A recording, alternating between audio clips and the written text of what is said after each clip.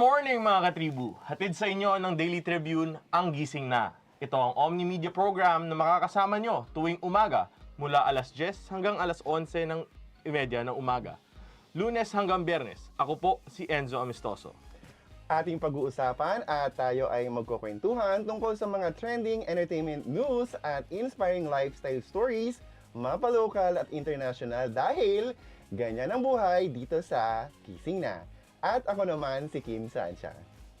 Kahapon mga katribu, the 40 gorgeous Binibining Pilipinas 58th edition candidates slayed the runway during the press presentation na ginanap sa Novotel Manila, Araneta City. Tama ka dyan, Enzo. At done in their swimsuits, this year's exciting roster of candidates consists of students, graduates, artists, sports, fashion enthusiasts, and working professionals who excel in their fields. Yes, I heard that yesterday you went to this event. That's why I had my debut as a host. So how was the event? Okay naman yun. Actually, muntik na nga akong mali kasi galing pa nga ako dito, di ba? So, ayun, masaya naman yung event na yun. Siyempre, rumampa yung mga 40 candidates. Una muna nung isang wearing their sponsor dress, and then after they went on to throughout the runway wearing their swimsuits. Ayan, at hosted dyan ng mga former reigning queens. So did you have any favorites? Actually, may favorite ako, pero huwag muna natin sabihin kasi masyado pang maaga.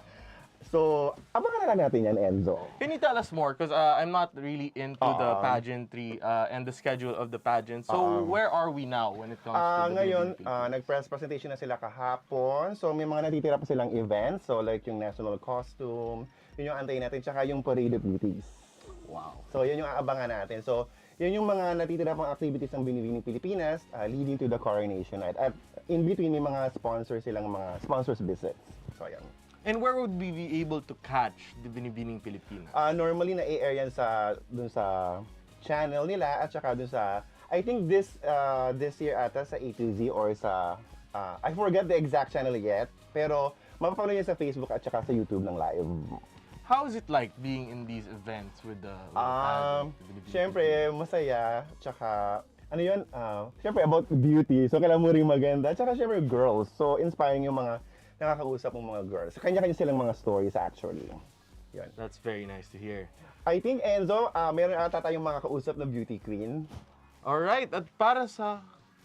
Oh, so... Di pa ba? Wala pa ba yung ating mga guests? I guess we're just waiting for the other of our guests. So again, let's talk more about pageantry. Again, I'm not very... Ayan, It's not very nakita mo yung confident. video. Ayan yung kuha ko kahapon. Ayan yung, yan yung after nung rumampa sila ng cocktail dress, ng isang sponsor, ayan, rumampa sila ng, yan yung introduction ng 40 Binibining Pilipinas naka-swimsuit. So pagkatapos niyan, actually, ang nangyari dyan, so lumabas yung 40 candidates, isa-isa silang inintroduce yung brief background ng mga Binibining Pilipinas. So ayun, rumarampa sila dyan isa-isa. Wow, this is a really nice setup venue. This is a Novotel. Actually, medyo nagulat kami dyan mga media kasi yung normally sanay kami dyan na may platform, yung elevated na stage na kino-construct para medyo mataas yung bidding. Ngayon hindi, medyo mababa. Actually, nung pumasok ako sa venue, Looks like you're in a theater with the way that's shot. actually ito nagmukha talaga siyang runway ngayon. Kasi nga hindi siya elevated. So ngayon medyo mababa, ayan. So nakikita mo naman, 'di ba? At saka maganda yung ano diyan, performance kahapon. Tapos during that press presentation, nandyan si Tom Toss Jr. Siya yung ang tawag doon, disc jockeying something. Siya yung, nung lumabas siya, nung isa-isa nang lumalabas yung mga candidates, nung ini-introduce na sila.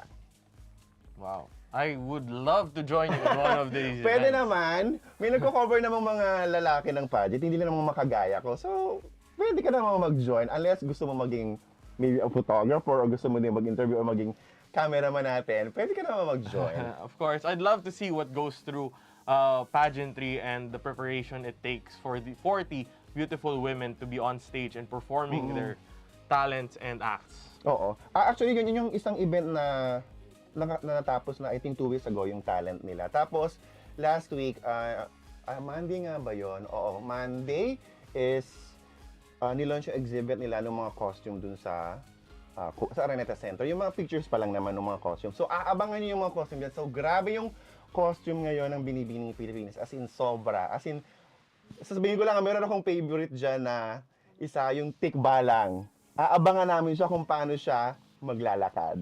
Ayan. So, I think, Enzo, bago tayo magpatuloy, magbabalik tayo after this messages.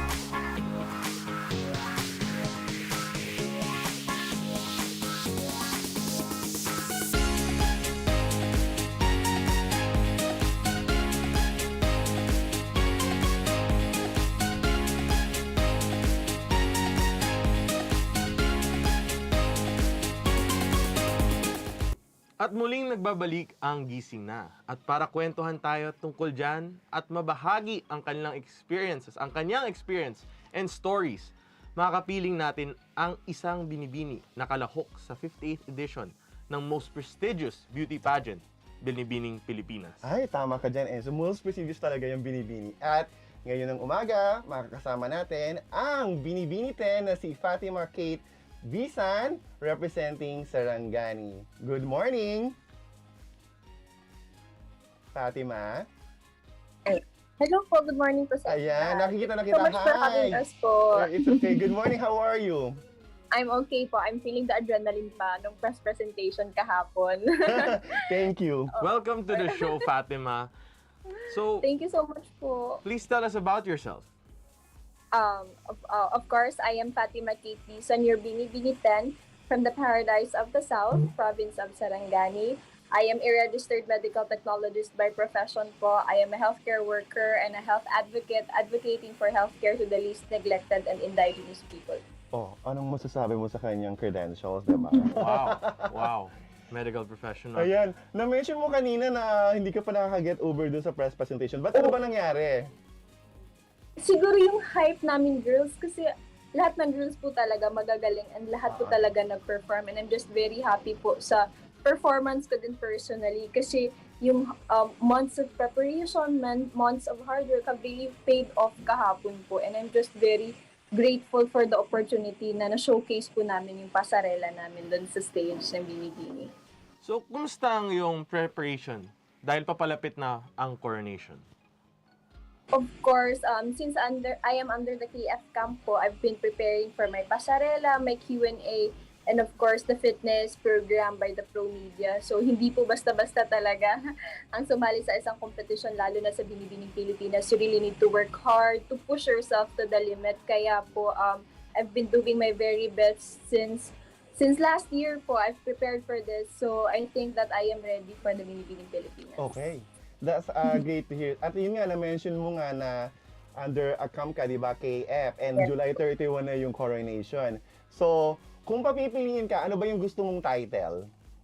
Ah, I am eyeing for the Miss Globe crown po. Miss Globe. Yes Bakit? po.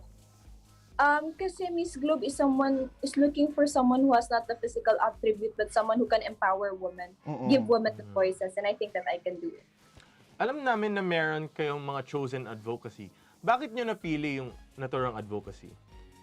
Akin po, di ba, I am advocating for healthcare to the least neglected and indigenous people. Yes. Because as a healthcare worker, as a health advocate, being 2 years on the field po, nakita ko talaga mismo anong problema sa healthcare system natin, ano yung mga pagkukulang, where in fact na pwede namang matugunan kung magtutulungan-tulungan lang po. Kasi napansin ko po na yung mga mahihirap po, they need to travel 1 to 2 hours para makarating sa mga hospitals, where in fact na pwede naman po nating bigyan ng mobile clinics or mga facilities na doon na lang sila pumunta, hindi na kailangang bumaba.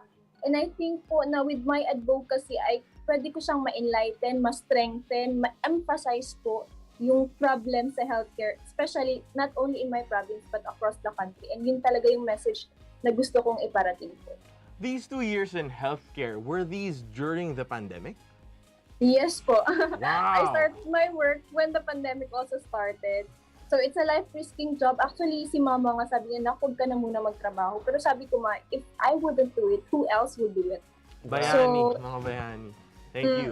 Ayan. And Fatima, syempre alam ko to personally, pero dun sa mga hindi nakakaalam, sa mga katribo natin, hindi biro ang maging aspiring beauty queens, di ba? Yes po, totoo talaga yan. Yes, it involves everything like time, your effort, and of course, yung money magastos, di ba? Yes So, po. paano nyo nasusustain at paano kayo namomotivate to continue despite these challenges? Ako po, I started pageantry when I was 13 years old. Kumbaga, for almost a decade in the pageantry, I've learned so much, I've experienced so much, and I think that have molded me to become who I am today and to become a stronger version of myself. And then, for financial expenses po, talagang napakahirap po kasi galing ako probinsya, so I need to stay here 2 to 3 months here in Manila for the competition. So, very expensive po, but with the help of Pro Media, I was able to pull it off kasi I have a place to stay here, and then Pro Media have really helped me. So, Yes. I'm just very grateful for the Pro Media po. Ayan, And tama. of course, for my province po, very supportive po ng province and my municipality Malungon kasi kahit paano po may financial support po from them. Ayan. Fatima, sandali lang. I think nandito na yung kasama mong binibini na si Yllana. Yllana, good morning. Good morning, Yllana. Yana. Yes, I'm here. Good morning, everyone. Ayan, good morning. So, kumusta ka naman? So, ayan, magpakilala ka muna sa ating mga katribo and welcome to the show. Hi, everyone. Hi, Fatima. So nice to see you. I'm not sure, but I think my internet is again lagging. It's okay, naririnig ka namin. Go ahead. Okay, so let me go ahead and just introduce Yes, myself. please. I am Yllana Marie Aduana, your Binibining 31, representing the province of Laguna, and I am advocating for inclusive quality education. I am a medical laboratory scientist and a certified drug analyst. Fun fact, medical laboratory scientist is just the same as registered medical technologist. So we're basically, katusok. I am katusok with Fatima. That's how we call ourselves in the medical technology industry. So I joined Miss Philippines Earth last year. She also joined, fun fact. And after the Miss Philippines Earth stint, I joined Miss Fit Philippines, to which I won the crown, and she was my first runner-up. So basically, I feel like, Fatima and I are kind of pageant soul sisters. So it's nice to have you here, Fatima, together with me with Daily Tribune. I'm just so sad it's not on live, but definitely I missed the virtual platform here. Definitely missed everything about the virtual platform. So Alright. it's a nice, nice turnaround for this year. Yeah. So we were talking to Fatima about her chosen advocacy. So I'd like to ask you what your chosen advocacy is and why you chose this. Right. Yeah, so I have my advocacy. It's promoting inclusive quality education, especially to the marginalized youth. And you know what? It stems from my own experience of finding comfort and being educated when I was younger. Because, my family was not affluent. We were not born with a golden spoon, but because my parents would always tell me that really education is really the greatest gift that they can give me. And so I made sure to utilize that gift.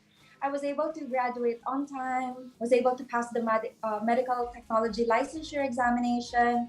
I was a consistent dance lister too. I was Wow. definitely a very great conscious person just because my parents told me to, have a grasp, wrap your head around the thought that we cannot afford any luxury of time to have a leeway when it comes to education. Right. So I did make use of that time, and just because I was able to rise above any life revelations through education, I thought to myself, it's my time to give back to the community.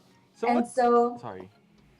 So what projects have you gotten into regarding education and educating the youth? I mean, are you so involved? I'm actually proud to say, humbly proud to say that I have my own nonprofit organization. Right. It's called Education for Everyone Incorporated. I established it together with my sister because she also knows the story. She also had experienced that kind of a story. So we share the same kind of advocacy in life. So we got it legalized already here in the Philippines. So really, that's really heartwarming. And we were able to do donation drives too, and academic pantry for the first sector this year. It was last Holy Week, April 15th. And this year, since tomorrow is gonna be my birthday, we're Wow. already planning Advance happy to, birthday. conduct. Thank you. Ayan. And Yllana, natanong din namin to kay Fatima bago pa pumasok sa ating live Zoom na hindi biro ang maging aspiring beauty queens. Alam natin yan, di ba? It involves everything like your time, effort, and money. So, si Fatima na sagot na. Ikaw naman, sagutin mo din, how do you manage to, push through despite these challenges? Oh yeah, so contrary to Fatima, she's definitely a pageant veteran already with over, I think I heard like a decade of experience. I'm still a newbie in the world of pageantry. I just started joining last year. Yes. But when it comes to preparation, I have to be able to, prepare mentally, physically, and financially. So basically, that encompasses my runway training and my fitness training. My runway training is handled by Kagandahan Flores, headed by Tito Roger. He is very kind in training me, doing solid training and stuff. And when it comes to my fitness, Pro Media family is my strongest backbone. When it comes to that, they're very, very passionate about us doing the exercise every now and then. We can't be absent. So when it comes to that, di talaga, no. All right. Well, I'm very grateful for that though, because it also, determines my discipline too, Right. my determination, and well, at the end of the day, it's for my own benefits. So thank you again, my Pro Media family. Financially, my province of Laguna is very supportive. Actually, they gave me a lot of things already. When it comes to support, financial support, they have given me a lot. And the Pro Media family too, they're very generous. Like no words can express how generous they are. And they just want what's best for us. So in return, I just have to do my best to be able to, make them proud And I think that's one of the greatest things of being a pro media. All right. And I think that's about it. All right. Thank you. So, Fatima, are you there? Ay, nawala yata si Fatima. So, while hindi pa natin nakakausap ulit si Fatima, narinig mo ba kami? Hello, Fatima? Okay. Yes, po. At this very moment, I will give you the floor to say something if you wanna thank somebody or your supporters. Go ahead. I'll go first na lang. Yeah, So, I would like to take this opportunity to thank all the people behind all the things that I have done. First of all, I would like to thank my province, Sarangani, and then my municipality, Malung, who have been there from the very start, who have been supporting me. And of course, to the Pro Media family, headed by Sir Paul Izon Reyes. I know that I cannot do this without your help, and I'm just very thankful. And to all my fans and supporters who have been there since day one, who have been sharing, commenting, and liking all my posts, maraming salamat po sa inyong lahat. You know, araw-araw po ginagalingan ko po dahil sa mga suporta at sa mga encouragement that you've given me. So, nagpapasalamat po ako and I'm just very thankful po talaga. So, and then sa mga Malungonian, Sarangans, maraming salamat po. Thank you, Fatima. And how about you, Yana? Go ahead. Okay, so I would just like to say thank you to every one of you who has been very supportive and who has continuously giving up their love for me. And first of all, kay Tito Rog of Kagandahang Flores. Thank you, Tito Rog. You've been with me since I first stepped foot in KF in September, and you have molded me to who I am right now. So thank you. My Pro Media family, of course. Sir Paul Izon Reyes and Miss Jam, thank you for taking care of me too, like I am your second daughter. And third, my municipality, Siniloan, Laguna, as well as the entire province of Laguna. Gov Ramil Hernandez, thank you so much for your support always. And to my friends and supporters, my family too, thank you for being, very supportive on social media. You've been there since my Miss Philippines Earth stint. You've been very patiently liking, sharing, and commenting in every post. So thank you. As well as Daily Tribune too. Thank you so much for having me here together with Fatima. It's a nice opportunity here. Thank you. Ayan. At maraming salamat sa inyong dalawa, Fatima and Yana. At syempre maraming salamat Ken, Paul, and Yam sa aming imbitasyon at inyong tinanggap. At syempre, Fatima and Yana, abangan nyo kami bukas dahil sa Gising Na, makakasama naman namin ang inyong pang dalawang kapatid na sina Binibining Elda Luis Aznar at Binibining Chelsea Fernandez. Kaya samahan niyo muli kami para sa isang masayang usapan at makabuluhang takalakayan sa entertainment, lifestyle, sa loob at labas ng ating bansa. Tama ka dyan, Enzo. At sa muling pagbabalik ng Omnimedia program, Gising Na, the spotlight will be on for the celebrity event stylist, Teddy Manuel. Samahan nyo kami ni Venice matapos lang ang ilang paalala.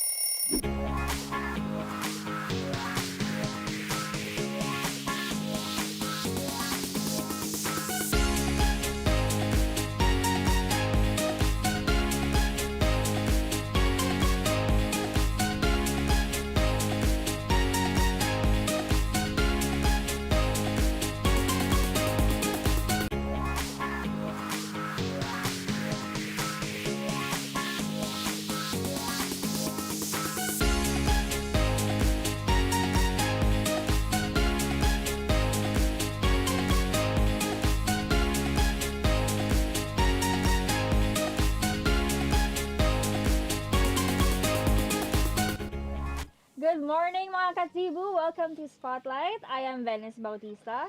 And I am Kim Sancha. The lifestyle team is back to brighten up your morning, syempre, with the hottest scoops in fashion, arts, culture, entertainment, sports, and anything that makes you feel good. Yes, and speaking of anything that makes us feel good, I'm very happy and excited for today's episode because we will finally have our first guest for Ay. our revamped show. That's nice. Yes. Yes, we'll be joined by a famous event stylist. His creations are all works of syempre, art, and that's why celebrities always reach out to him for their Yes. events. This is no other than the Teddy Manuel. Good morning, Good Teddy. morning.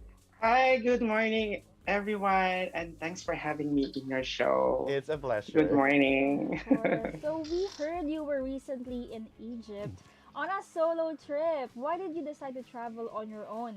And syempre during the pandemic pa, di ba? Right. Yeah, I guess for the last, for the last 2 years, we really have to stop, to travel. And then for the past, I think, before the pandemic, siguro we normally travel with my friends at least siguro mga 6 times a year.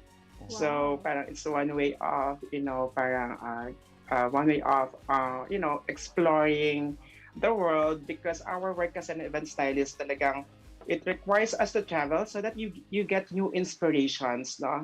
From even locally or abroad, you really have to travel to just to experience and to see the world, what's out there, so that you can have it introduced to our industry, as an event stylist or in floristry.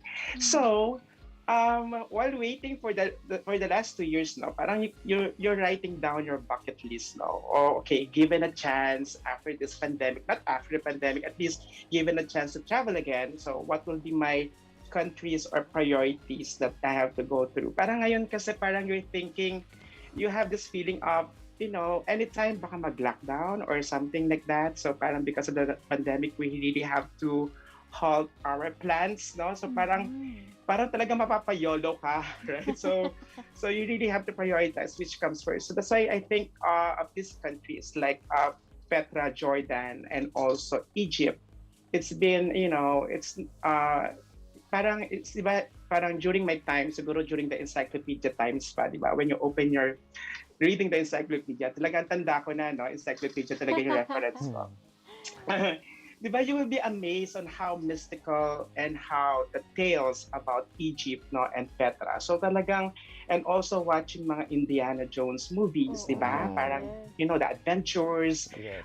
The tomb and the treasures and all those things. So parang talagang naka ano na sila, parang nakaplano na siya na given a chance you want to travel in this country. Yes, So grabe. and then medyo nag-loosen up yung mga protocols, no, for travel. So I book ahead, no, together with my travel agent, sila Morelia Tours. Kasi you need talaga a tour guide, no, when you travel to Egypt or Jordan because especially when you're traveling alone, I think the tour guide will really helps you to, to be always on a safe zone and also to maximize your time. Kasi nga, we're into events where like, events are start coming back. So, hindi rin ako talaga, cannot really stay long. So, I really have to maximize the time. So, I think that's it. Siguro, ticking off your bucket list after the pandemic. So, I think that's why I decided to go to Egypt and Jordan.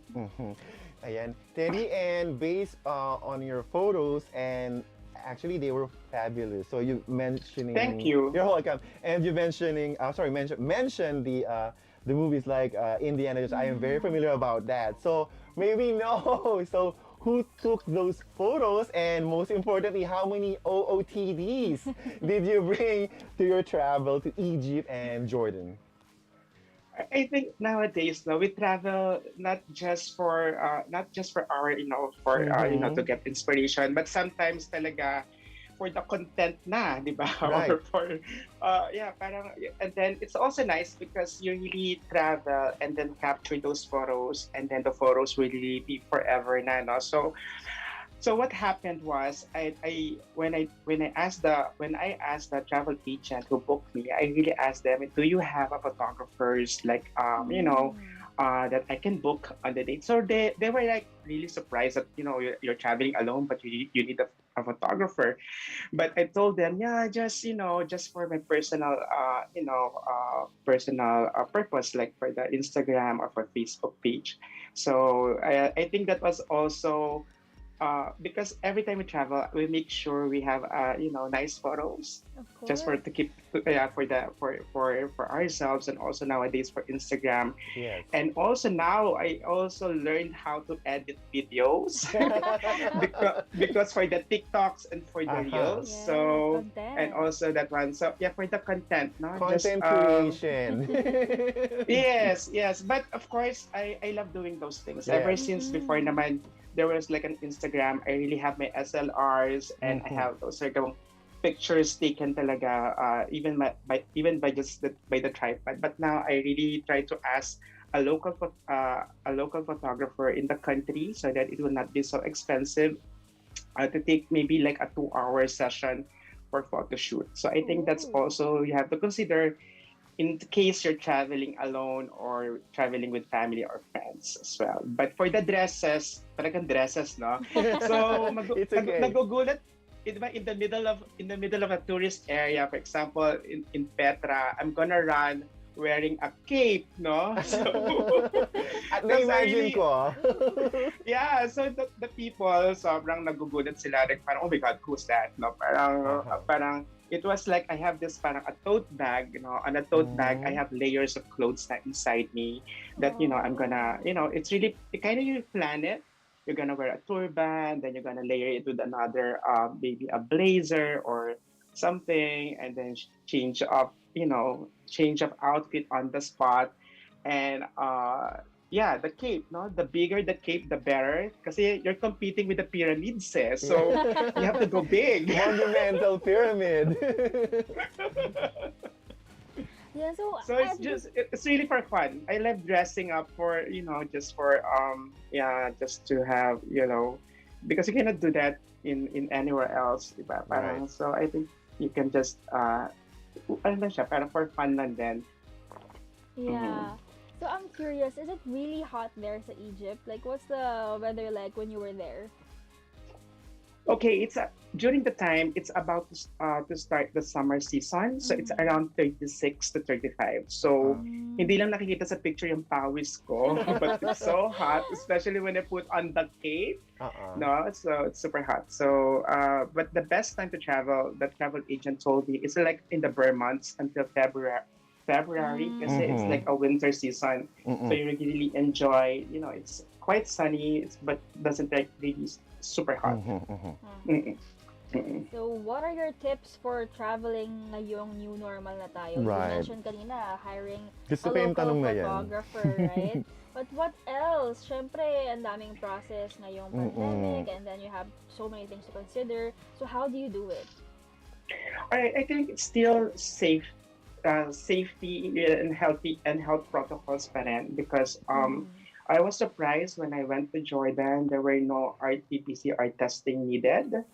So you Wow. Oh. just go, yeah. So you just go to the airport, process your, and then the travel agent will process all your visas. No, I was surprised they were the one handling my passport to the immigration. So that's kind of parang a different system in Jordan. But there Mm. were no RT-PCR required. But of course, um, going back to Philippines, they will be requiring an RT-PCR testing. Mhm. So so you really have to check what are the COVID protocols of each country that you're gonna travel. Of course, hindi sila nagmamask doon sa Jordan and Egypt, surprisingly, but still, you really have to think of your health Mhm. first and foremost, na? Kasi when you get back, baka you don't know, baka when you do the RT-PCR, baka you might be have positive or whatever the result. So you have to be careful always, and then don't be scared to travel even if you're alone, provided that you have an itinerary that are booked with your travel agent, so you will be safe. Mm. And I guess, yeah, even locally, let's support our local tourism as well. We're now starting to travel, and also, for example, this coming next week, I'm gonna have a double wedding and all those things. Wow. So I think we're gonna start trying to, we cannot we cannot go back to normal. No? Mhm. So the new normal is not normal anymore. So just always take care of yourself, your health, and follow safety protocols whenever possible. And and now it's so easy. Everything you can book it online, even those hotels.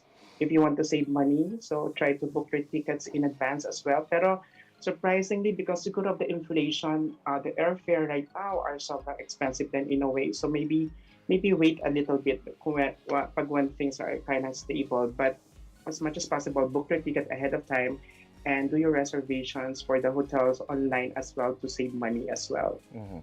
Ayan. There. And Teddy, you mentioned earlier that you're doing or attending a wedding sa Davao, right? Yeah, I'll be doing a Davao wedding on July 14. Mhm. Ayan.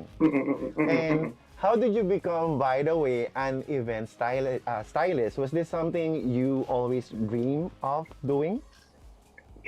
So ito na naman, it wasn't really intended to be an event stylist. Parang it was just like parang accidentally in a way Oh. because I graduated as an aeronautical engineer. Wow! Ang layo! Well, Oh my okay. gosh. Naiintindihan namin yung pagiging traveler mo kasi lipad. Pero itong bigyan Yeah, event exactly. stylist. Okay, And go then, ahead. Because of course during that time again para talaga history talaga yung life ko. Parang ang tagal na no. Parang because we need to be parang during time we need to be an engineer, we need to be a doctor to land for a good job or a high paying salary. So that was my mindset that time. But during high school, I'm more into creatives na talaga. And then I remember even in my childhood, I do interior design of our house na. So parang wala pang mga magazine, wala pang content. Yung bahay namin akala mo lagi may photo shoot. No? May mga naka-drape na scarf sa sofa. I do wallpapers and all those things. I love decoration. So I thought it was parang it was an ordinary thing to me na I didn't know that this will be my job. No? So and then I just reading newspaper every second week of the month. There was an article from Veterinary, which is a famous wedding planner as well. She has an article, every second of the month in the newspaper. And I was like surprised. It was like a beautiful wedding. And then when I read the credits, there's an event stylist category. And then I researched, no?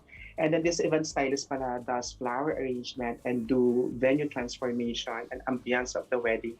Sabi ko, oh my God, ang dali nito. Sorry. parang ganun idea ko. Then I started to study, basic flower arrangement and TLRC and those things. And then I started, accepting small packages in mga small hotels. Right. You know what? Yung parang I started my centerpiece around mga 300 pesos per centerpiece.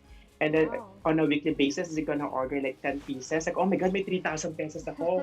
ang minimum wage ko doon are like around 8,500 pesos that time. So it's like, oh my God, parang it will be, parang I'll be enjoying what I'm doing. And I think in a way, this kind of compensate you at the same time.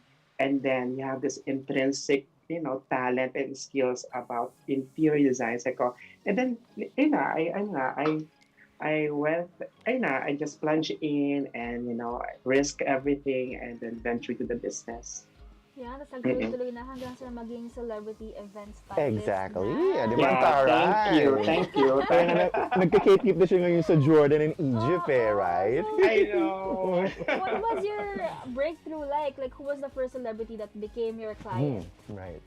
Yeah, I think the first was Regine and Augie Alcacid.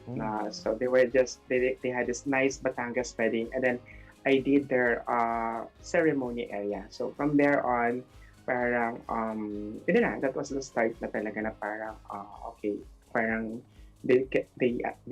inquiries start flowing, and that was the parang the jump start of my career talaga. And then I think that was the sign that I'm asking from God na parang if it's really meant to me and meant na this is for my career. So yun. So he gave that siguro as early as siguro when I'm starting like mga 2 years to 3 years before when I'm starting the business. Yeah. And Teddy, we all know that during the pandemic, the events industry really suffered, right? From all the lockdowns and restrictions. So, how did you and your team manage those 2 years? All right, as much as possible, I try to compensate my team because they were like my, they were like my parang family as well. So, Right. and then thank God that we reintroduced the intimate wedding reception at home. Now, even you are just 10, or even you're just like just the bride and groom, you can hold a nice, beautiful wedding with full decorations in your house, in your garden, or even in the civil registry. So we just try to, we try to find ways to make us relevant to the wedding. And then thank God there was still a need for decoration, even if it's just an intimate wedding reception. And I'm also doing master classes. So that's one way of giving back to the industry, because when, like I told you, when I'm starting, there's no formal education how to be an event stylist. So for the last 6 years, I've been doing Teddy Manuel masterclass. So what I did during that time, I started, compiling, starting doing content videos on how to DIY flower arrangement that you can do at home, or while waiting for the, because we don't know when will when it will gonna end, diba? Parang we are unsure of. So what I did is, to keep people, to keep my students and the industry parang to have a positive, vibes and positive future. I started to teach online. So I think and now I think, when you started when you got busy during that time, now when you're visible online or in social media, it's easily to bounce back now that the wedding is coming back. So I think that's what I did during the pandemic. That was so inspiring. Yes. Talagang pag gusto may paraan, di ba? Right. That's true. Yeah. That's true. Yeah, so we'll know more about Teddy Manuel when Spotlight returns. We will take a short break. Thank you.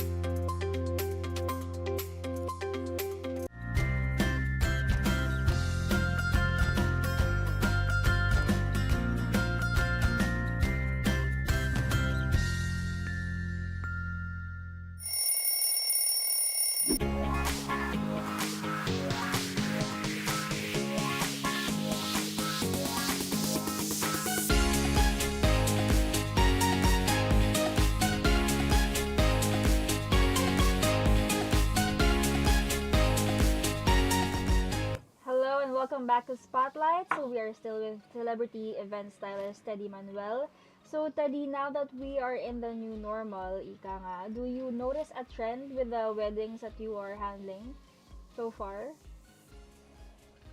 All right, right now, because it's parang going back to kind of new normal for the wedding industry, we're now accepting, the ballroom are now opens. So parang we are now having like 100 capacity of the ballroom. So the wedding is starting to become bigger again. So for the trends, I think as of now, brides and groom are leaning towards more on the muted colors and parang muted colors, no? So yung mga trends pa rin right now are some mga boho kind of wedding, so using mga basket installation for the ceilings, and then the classic is always there.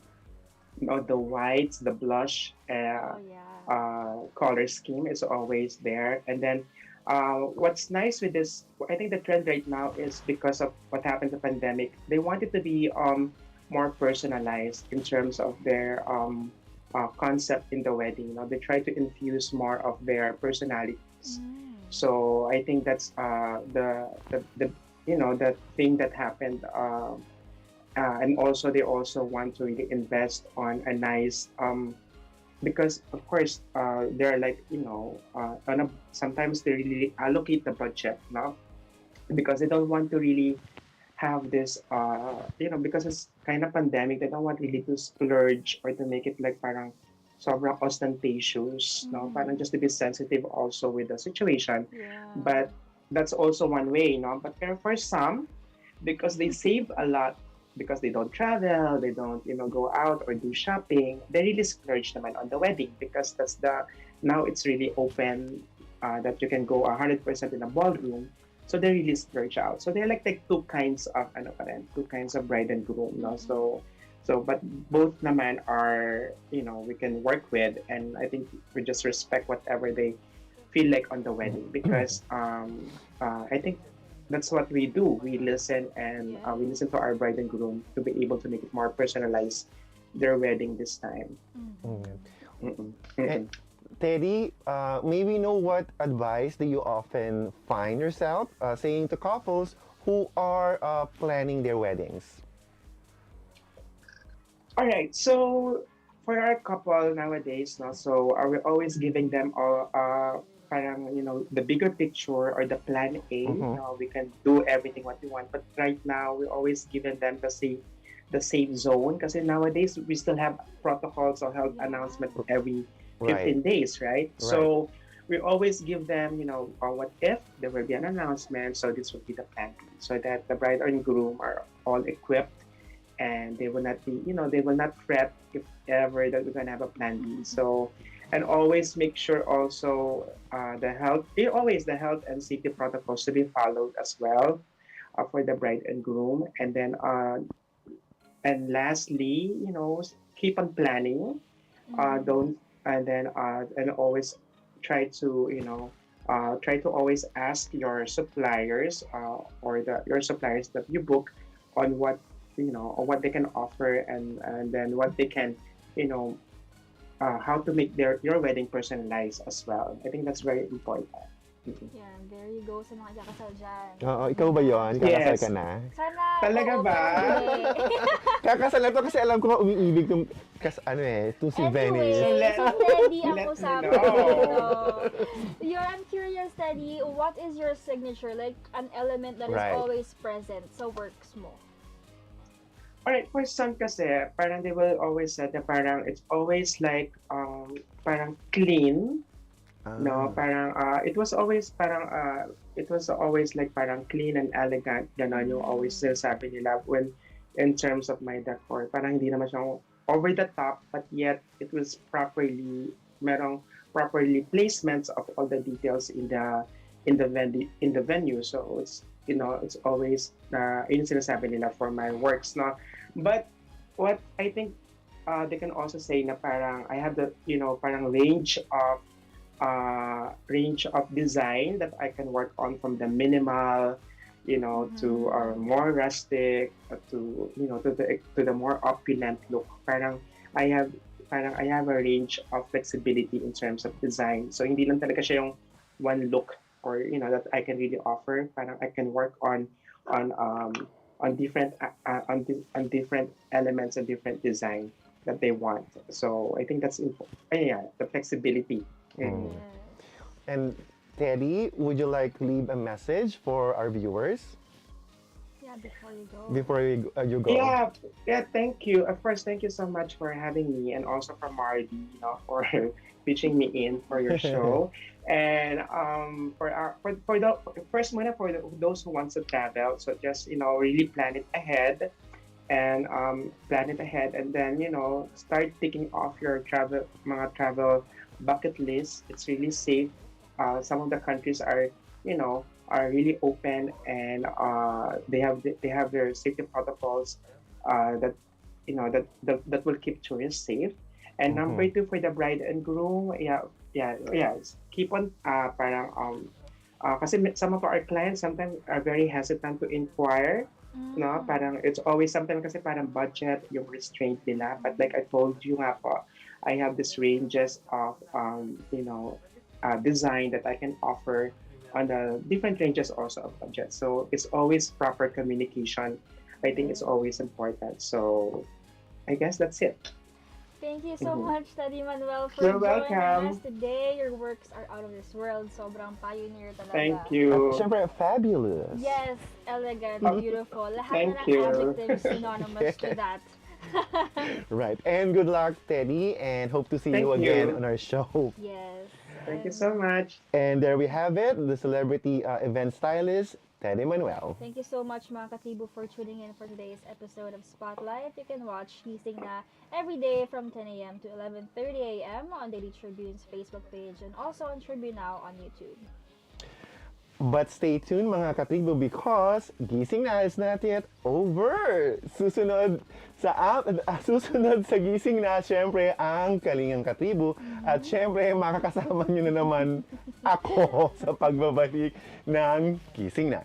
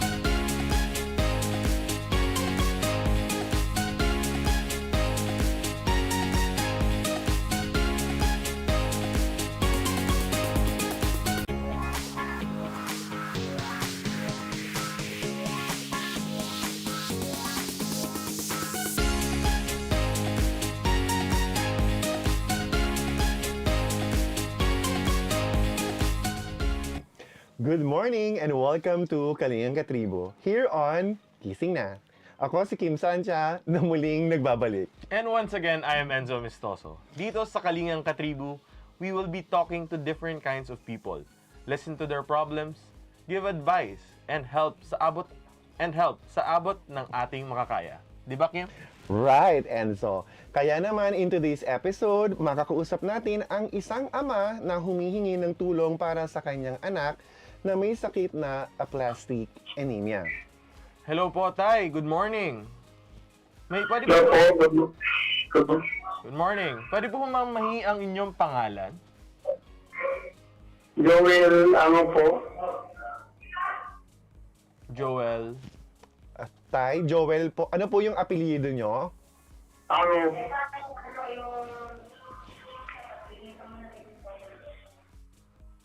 Angob po ba? Tama po? Okay Opo. po, sige po.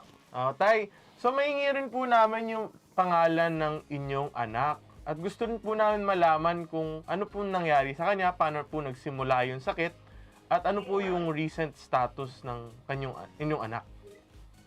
Ay, yung pangalan niya po, Rian Angaw. Rian.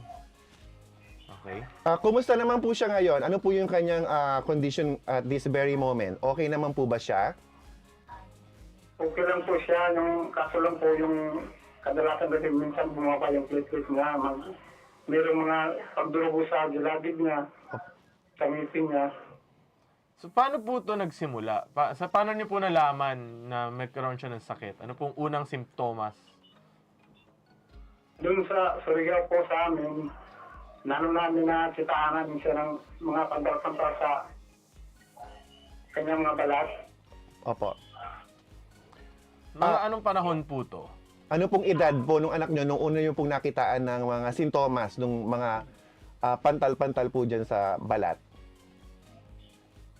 Ano po? Ilan taon po ba nagsimula yung pagkakaroon po ng pantal sa kanyang balat? Ngayon na po, mag-13 na siya. So medyo matagal na po siya sa ganyang kondisyon, Tay. Yung mga 3 months na po. 3 months na po siyang na-diagnose po nitong sakit po na ito. Opo. Ano pong mga ginagawa niyo ngayon upang lunas sa kanyang sakit? Ano lang po, yung ano niya, salin lang ng salin, ng dugo, yung puti na dugo. Opo. Tapos, bumaba naman yung pula naman ang sa salin. Tay, gaano po kadalas sinasalina ng dugo yung anak nyo po? Ano po? Gaano po kadalas na sinasalina ng dugo yung anak nyo po? Minsan po pagdating ng 3 araw, salinan siya ng platelet, yung puting dugo kasi bababa yung platelet niya. Opo. Ito pong center, 3 araw po. ito pong center o ospital po na pinupuntahan nyo, malayo po ba ito sa tinitirahan nyo?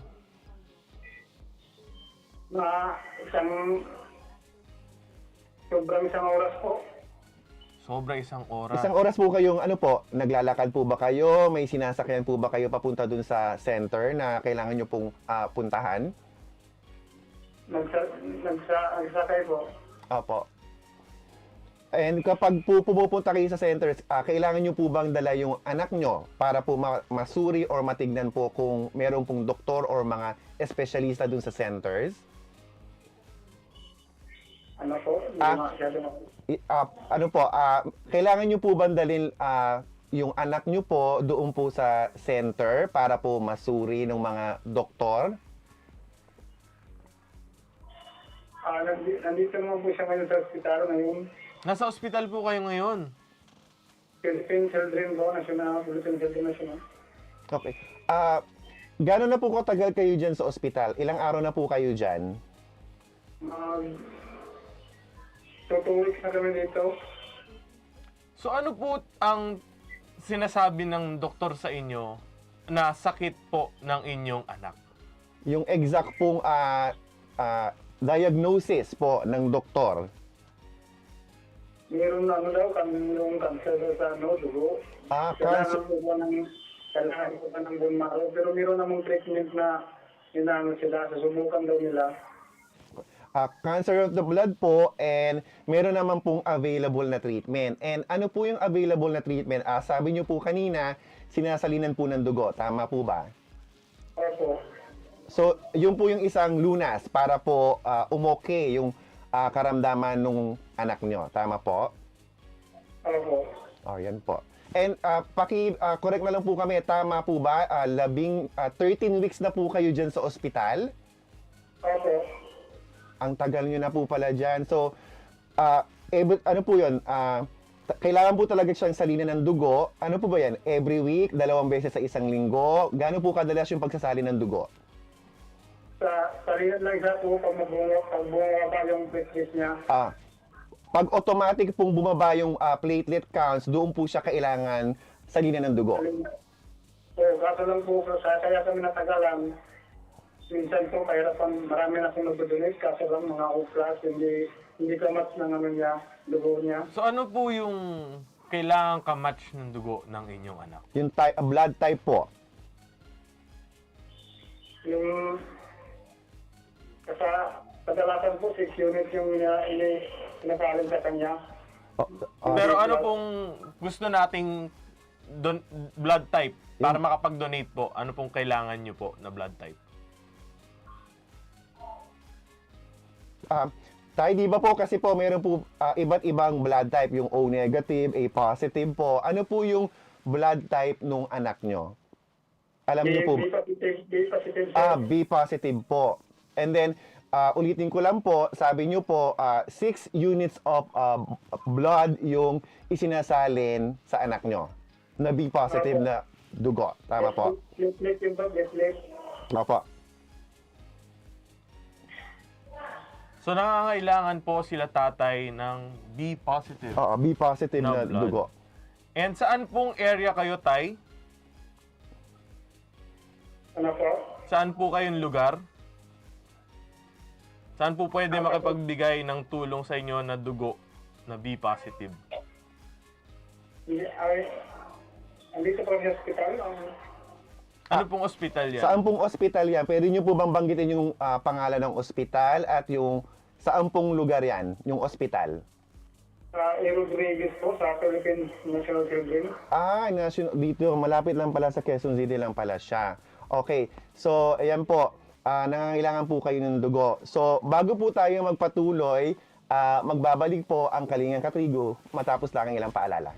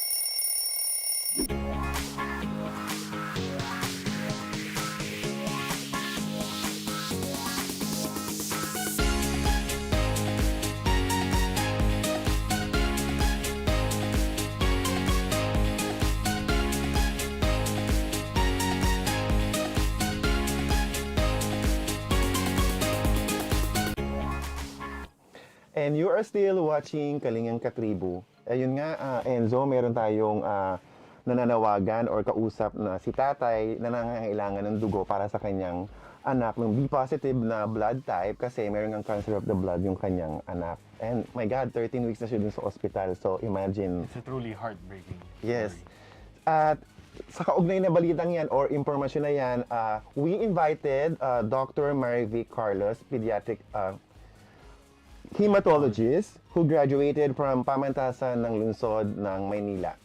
She had her residency at the Philippine Children's Medical Center and fellowship training at Dr. F.E. Del Mundo Medical Center. She is currently practicing in Pampanga. So, good morning, Dr. Marivic. Andiyan na po kayo? Good morning po sa inyong lahat. Ay, good morning po at marami pong salamat sa inyong oras na inilaan sa Kalingang Katribo dito sa Gising Na. So, pwede po ba ninyong i-explain ano po yung tinatawag na, is it aplastic or aplastic anemia? It's a plastic anemia. Opo. Actually, narinig ko nga yung kwento ni tatay na apparently nagsimula ng mga 3 months ago yung kanyang anak, ang presentation, nagpapantal-pantal or pasa-pasa. Right. Hindi lang na-mention ni tatay kung maliban sa pagpapasa-pasa, nagkakaroon ba ng infection yung kanyang anak? Namumutla. No wonder, kasi I was wondering na 3 months or 13 weeks na siya sa hospital. That is roughly mga almost 3 months na rin, di ba? Right. Na-mention niya na ang sakit nga is aplastic anemia. Ano ba ang aplastic anemia? Aplastic anemia is bone marrow failure or in a layman's term, mas madali nating maintindihan na Opo. ang bone niya tamad gumawa. Hindi gumagawa ng pulang dugo, hindi gumagawa ng puting dugo, hindi rin gumagawa ng platelet. So dahil hindi siya gumagawa ng platelet, nakikita natin na nagpapasa-pasa, dumudugo yung gilagid kasi nga ang trabaho ng platelet sa katawan is to stop bleeding or siya yung unang defense ng katawan para hindi tayo magdugo. Okay? Tapos, kanya ko gustong malaman din kung nagkakaroon ng infection dahil sa aplastic anemia, apektado rin ang puting dugo. So, ang puting dugo naman, siya naman yung in charge para labanan yung mga pumapasok na infeksyon sa katawan. So, kapag ang bilang ng puting dugo mo sobrang baba, prone ka ring magkaroon ng infection. Marahil ito sa mga dahilan kung bakit yung bata hanggang ngayon nasa ospital pa rin, no? Tapos yung pulang dugo naman, siya naman yung in charge sa pagbibigay kulay sa atin at pagdadala ng oxygen at saka ng nutrients sa iba-ibang parte ng katawan. So kanina nasabi ni tatay na yung kanyang anak laging nasasalinan ng platelet or Opo. kung tawagin niya puting dugo. So, dapat nating maintindihan na ang buhay ng platelet pagkagawa sa katawan, 7 to 10 days lang ang lifespan niya. Therefore, kapag isinalin sa tao yan, hindi naman lahat 1 day old kapag na-harvest mo sa donor. Iba-ibang stage yan. Merong 1 day old, may 2 days old, hanggang 7 days old, or yung iba umaabot ng 10 days old. No wonder, mga 3 to 5 days lang, nasasalinan na uli ng platelet yung kanyang anak. So, Doc, So, Dr. Marivic, actually, pwede po nating makausap si tatay. Narinig niya po tayo. sige, Tatay Joel, naririnig nyo ba ako? Opo, Doc. Ayan po. Maliban pa sa pagsasalin o pagdurugo, ano pa ang nakikita nyong, napansin nyong simptomas sa inyong anak? Nagkakaroon ba ito ng lagnat? Naka-antibiotic ba siya at the moment? Or pagka-admit nyo sa hospital, nag-antibiotic ba sila? Hindi po, ano lang po yung pinabili ng doktor na Ultramupag, yung para sa platelet daw po. Tapos, naka-ano siya po, yung gargle po na trinsamic. Tatay, hindi ko masyadong nakuha yon. ano lang po yung binigay sa kanya. Gargil lang po na Thymosin, tapos yung ultramupag na sa platelet daw yun. Okay, sige po. So, mabuti na lang, hindi pa nagkaka-infeksyon yung bata, pero yung binibigay na gamot sa kanya sa kasalukuyan, pangmumog lang, no? Para hindi bumahon. Pangmumog po, tapos yung ultramupag sa platelet daw yun. Apo, L-thrombopag po yun, or yan, yung po yun, mga bagong klase ng gamot para pagandahin or para mag-produce yung ating platelet mag-produce yung ating bone marrow ng platelet at saka para mapataas ang bilang ng platelet. Subalit kung aplastic anemia nga talaga yan, ang treatment of choice talaga is bone marrow transplant, which is very magastos, no? Hindi malaking pera ang pangangailangan. Na-mention ni tatay na yung kanyang anak is 13 years old at ang sinasalin na platelet sa kanya is 6 units kada salin. So, I assume na medyo malaking bata tong anak ni tatay, si Rian. So kung magkaganon, kung magbo-bone marrow transplant to, siguro 1.5 to 2 million roughly ang kailangan nating pera. Kung hindi naman pwedeng magawan ng bone marrow transplant, meron tayong alternative na gamot na binibigay, subalit napakamahal din to, gagastos ka rin ng mahigit 1 milyon. At mahirap hanapin yung gamot dito sa Pilipinas. Ang tawag dito yung ATG or anti-thymoglobulin. So mahal din po siya, kanya ang usually ginagawa na lang natin is supportive treatment at nagbibigay tayo ng mga ibang gamot although hindi ganun kaganda ang effect, still we try kagaya ng mga immunosuppressant like cyclosporine, no? Para dyan. Yung isa nga ang binibigay sa kanya ngayon para mapaganda yung pag-produce ng kanyang bone marrow ng platelet, yung L-thrombopag, which is mahal din po yun. Kasi ang pagkakatanda ko dyan, isang tableta na 25 milligrams nasa 600 plus. Tapos yung 50 milligrams, mahigit 1,000 isang tableta. So, hindi ko alam kung anong timbang ng bata, pero most likely, yun talaga, ganun kamahal ang L-thrombopag. Causes ng aplastic anemia? Usually ang cause ng aplastic anemia is exposure to radiation o kaya exposure sa mga insecticides or pesticides. O kaya pwede ring mag-trigger ang isang viral infection, no? Pwede rin yung ganon. Is this hereditary, Doc? Can this be transferred hereditary with your genes? Hindi naman. May mga inciting factors. Nung araw lang, nabasa ko yung post ni Dr. Leachon na this scientist na si Jean Marie Curie died of aplastic anemia because of exposure to the radiation dun sa experiment na nagawa. Ayun po. And Doc, sino-sino po ba yung pwedeng tamaan sa sakit na ito or yung prone? Meron po ba mga edad? Bata, matanda? Bata, matanda, walang pinipiling edad yan. So, karamihan, by history na nakukuha namin dun sa experience ko, usually yung mga magulang gumagamit ng mga insecticide Sorry pag mention ng name pag-spray nila ng insecticide sa bahay dahil takot silang makagat ng lamok, ang ginagawa, spray ng spray kasi maraming cockroaches. Ayun.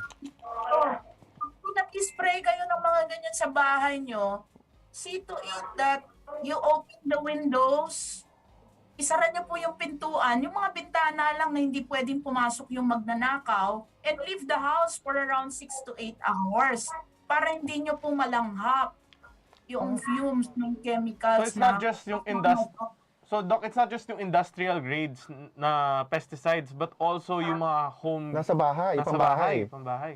Yes. Kasi, Doc, actually, yung sinabi mo kanina na kailangang buksan yung mga bintana.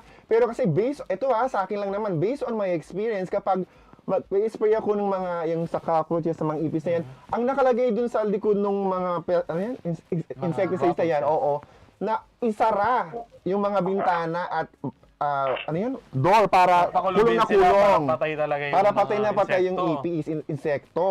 So, hindi dapat ganon.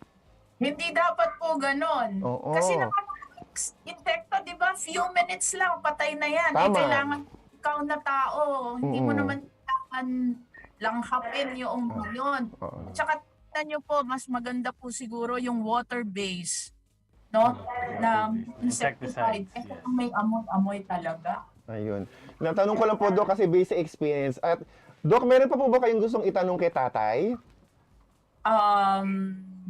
So far po, wala na. Opo. At nakakagulat na pong napakamahal naman po pala ng treatment na yan. So, tay, narinig niyo po pa po ba kami? Tay? Opo, sir. Ayun po. At sa pagkakataong pong ito, ibibigay po namin sa inyo yung time para po manawagan kung ano po yung pangangailangan nyo po.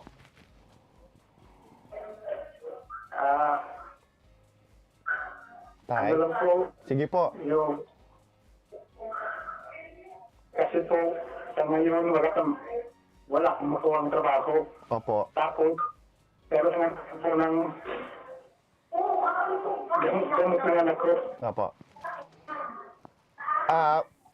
Meron po ba kayong number na pwedeng ibigay para po makontak po kayo? Or paano po kayo ma-reach? Or matatawagan? Or matetext po ba? Meron po ba kayong maibibigay na number po or numero?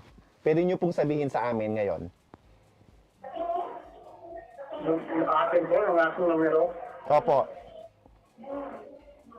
Ay, ito po akin naman itong sa anak ko po ito, ginagamit ko ngayon. Pwede po nyo, memorize nyo po ba? Pakibanggit po. Ano po? Pakibanggit nyo po or pakisabi po yung number ng anak nyo na pwede po kayong matawagan or ma-reach. Sige po. Memorize nyo po ba yung number? Opo. Sige po, go ahead po. Banggitin nyo po. I think nandito na, Ayun na po. in the bottom of our screen. So sa mga ating mga katribu na gustong tumulong in all shapes or forms, again, type B positive po ang kailangan ni tatay. The number is flashed at the bottom of your screen. Tama ka at yun ay 0916-379-4877. And ayun po. Tay, maraming pong salamat sa inyong time at sana po nakatulong po kami sa inyong pangangailangan ngayong araw na to. And also, Dr. Marivic, thank you so much for joining us today at nakatulong po kayo ng marami sa amin at sa mga katribo. Maraming salamat dito po at nawa lahat po tayo ay mag-ingat dahil naririnig naman natin na tumataas na naman ang bilang ng COVID. Konting pag-ingat lang po para makaiwas tayo sa malaking gastusin at sama ng loob. Tama naman po. And Tay, we wish po na nung fast recovery po ng inyong anak and yung kanyang health po ay alagaan po sana natin. So once Sir, again, gusto ko lang din Sige po. bilihan si Tay dahil sa gravity ng sakit ng kanyang anak, no? Huwag po kayong mag-hesitate na magtanong sa inyong mga doktor kung ano ang nangyayari sa inyong anak para maintindihan yung maigi at mabigyan kayo ng kapag nabigyan kayo ng sapat na kaalaman, mas makakagawa po kayo ng desisyon na kaaya-aya at angkop sa sakit ng inyong anak. Huwag po kayong matataranta kasi ang importante dito, naiintindihan nyo kung ano ang nangyayari. Ayan. alright. Once again po, maraming salamat po sa inyo, Tay, and Dr. Marivic sa inyong panahong inulaan sa amin ngayong araw na to, sa Kalingang Katribo. Maraming salamat. Thank you for tuning in mga katribu. Abangan nyo muli kami sa panibagong gising ng araw-araw from 10 a.m. to 11:30 a.m. Once again, ako po si Kim Sanchez. And I am Enzo Amistoso. And this has been Kalingang Katribu. Daily Tribune would like to thank the following: Makati City, SM Supermall, Sharp, Century Peak, Prime Homes, Tulfo, DOTR Railway, LRTA, LRMC, Megawide, PGMA, DBP, CAAP, ICTSI, Aboitiz Power, Aboitiz, Udena, Cocogen, Globe, NLEX, Team Energy, MPT, Philcomsat, FDC, RCBC, Divina Law, Maya, Smart Trade, HMNF, LG, Smart, Maybank, PLDT, Kaliraya, Mr. Freeze, Senator Villar, Meralco, Republic Cement, Century Property, EK, Mapicon, Carranza, Houseland, Pag-ibig, Meralco, Isuzu, Toyota, Toktok, Suzuki, MG, Angkas, Mitsubishi, Beautyderm, SM Retail, NAC, Mondelez, BPI, Araneta, Insight, Pure Gold, Deco, Watson, Copiroti, Pagcor, and Simply Thai.